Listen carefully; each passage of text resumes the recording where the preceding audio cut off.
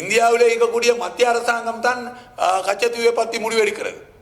அதனால் விஜய இன்று தேர்தலில் மக்களுடைய கவர்ச்சி எடுக்கிறதுக்கு, மக்களுடைய வாக்குகளை எடுக்கிறதுக்கு பல அரசியல் ரீதியாக பல பேச்சுக்கள் பேசுறது.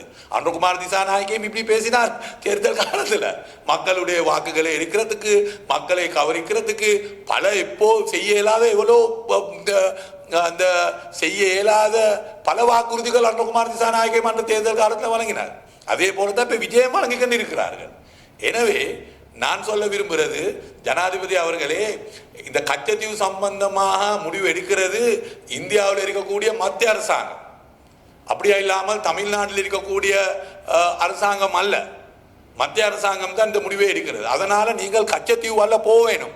நீங்கள் போங்க ஆறுகம்பே, நீங்கள் போங்க வெலிகமே. இன்று இஸ்ரேலில் இருக்கக்கூடிய நபர்கள் இலங்கைக்கு வந்து, ஐடிஎஃப்ல இருக்கக்கூடிய நபர்கள் இலங்கைக்கு வந்து அவர்கள் செய்த அநியாயங்கள் இன்று நீங்கள் ஆறுகாம்பைக்கு போனால் பார்த்துக்கொள்ளேன். இன்று எங்களுடைய நாட்டுடைய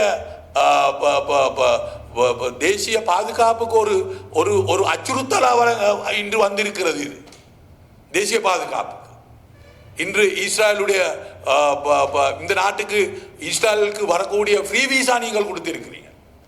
அதன் மூலமா எதிர்காலத்தில் அவர்கள் வந்து இந்த நாட்டில் இருக்கக்கூடிய இளைஞர் ஒரு பெயைக்கு அவர்கள் அடித்திருக்கிறார்கள், ஒரு பெண்மணிக்கு அடித்திருக்கிறார்கள். அந்த அடித்தவர்கள் அதே ஆண்டு அவர்களுக்கு பணம் கொடுத்திருக்கிறது. ஆனால் பலஸ்தீனுடைய ஆதரவா, அவர்களுக்கு ஆதரவா டெலிபோன்ல ஒரு போட்டோ இருந்தது என்று 90 நாள் பயங்கரவாத சட்டத்துக்கு கீழே நீங்கள் வைத்துக் கொண்டிருந்தீங்க. 90 நாள். ஆனால் இஸ்ரேலில் இருந்து இந்த நாட்டுக்கு வந்து இந்த நாட்டில் இருக்க ஒரு பெண்மணிக்கு அடித்தால் ஒரே ஆண்டு அவர்களுக்கு பேல் கொடுக்கக்கூடிய சட்டமும் இந்த நாளில் இருக்கிறது. அதனால ஜனாதிபதி அவர்களே, நீங்கள் கச்சத்தீவு போகிறதுக்கு, கச்சத்தீவுல அங்கே ஒரு பிரச்சனையும் இல்லை, கச்சத்தீவுல மக்களும் இல்லை.